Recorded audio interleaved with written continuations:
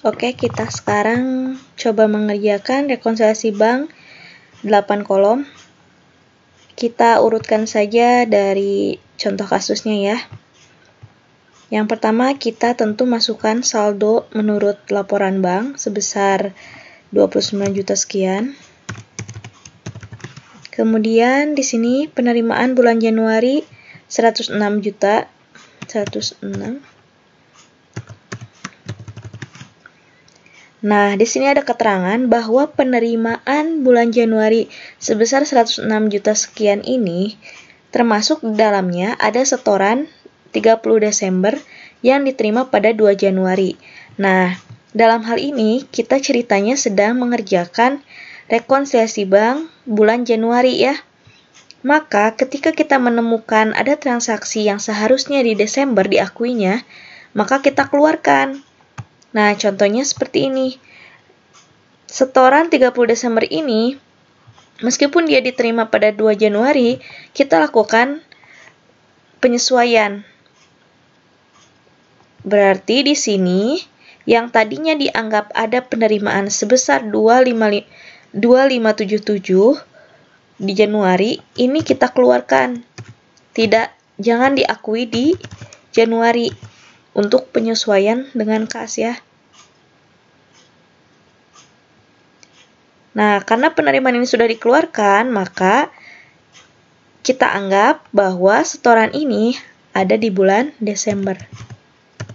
Intinya kita menyesuaikan gitu ya, karena kan pencatatan kas dan banknya itu berbeda. Nah, selanjutnya, wesel ditagihkan oleh bank 2492500. Berarti kalau di sini kan kita pernah ya ngerjain yang 2 kolom, itu notes receivable dia ada di sisi perusahaan ya yang harus menyesuaikan.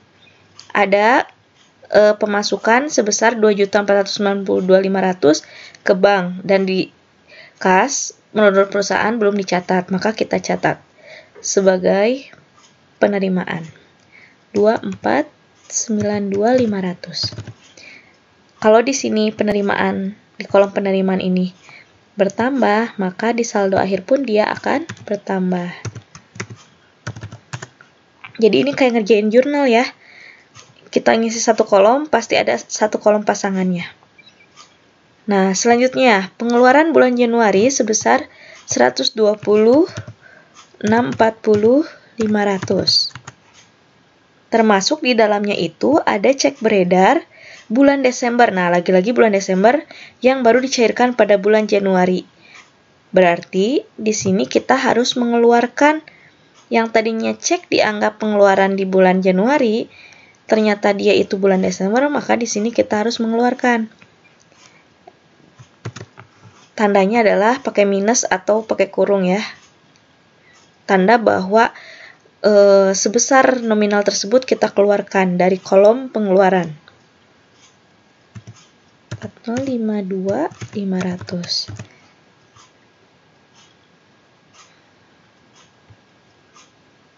Dan ini masuk di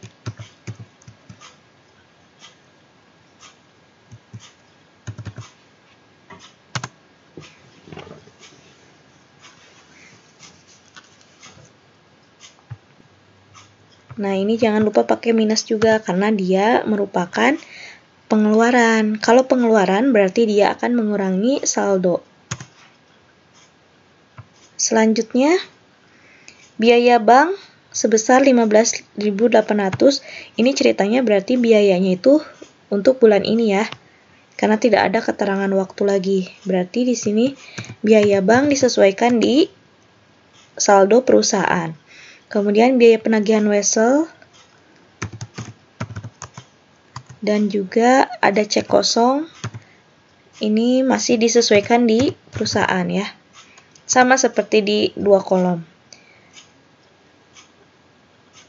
Maka kita hitung dulu saldo akhir tadi. Saldo awal ditambah penerimaan dikurangi pengeluaran. Hasilnya adalah sama ya, 14.898.600. Ini sama. Nah, sekarang laporan menurut perusahaan. Saldo bulan Januari kita isikan dulu 28.001.600. Penerimaannya totalnya 104.285.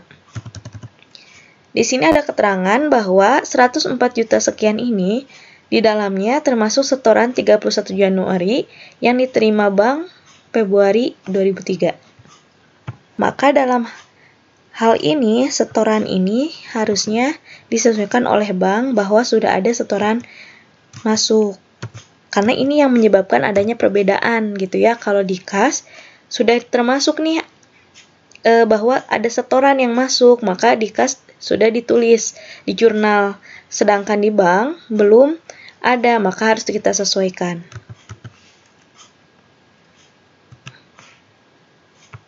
Dia menambah saldo. Jadi kalau yang saldo, ini tinggal lihat ya minus atau plusnya. Kalau ini ada di kolom penerimaan, maka ya otomatis saldonya pun akan bertambah.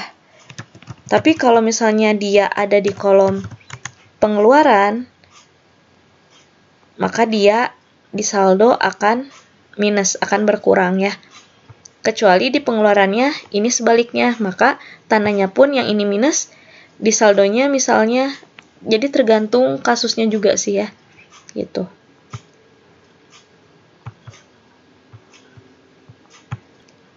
Selanjutnya pengeluaran bulan Januari.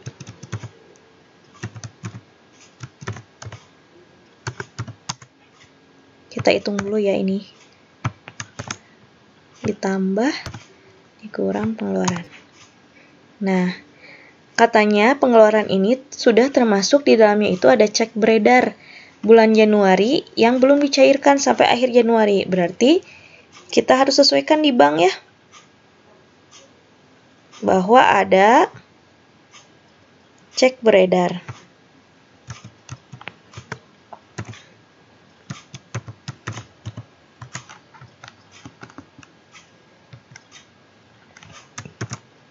Kalau pengeluaran bertambah, maka di saldonya berkurang.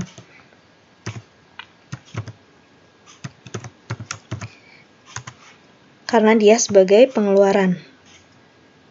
Nah, saldo akhirnya sekian, ini sudah sesuai ya saldo akhirnya. Tinggal kita ingin mengetahui saldo yang benarnya berapa. Perusahaan salah mencatat pengeluaran yang harusnya dicatat 230.000, ini dicatat 320.000, berarti ada selisih sebesar 90.000. Terlalu lebih mengeluarkan. Maka di kolom pengeluaran 90.000-nya ini menjadi pengurang. Ya. Bahwa terlalu lebih mengeluarkannya gitu. Kalau misalnya kelebihan ngeluarin, berarti kita masukkan lagi ke kasnya sebesar 90.000. Oh iya, ini lupa, maaf ya. Ini harus dikurangkan juga. Karena ini pengeluaran, karena ini merupakan pengeluaran, biaya kan, maka mengurangi saldo sifatnya ya.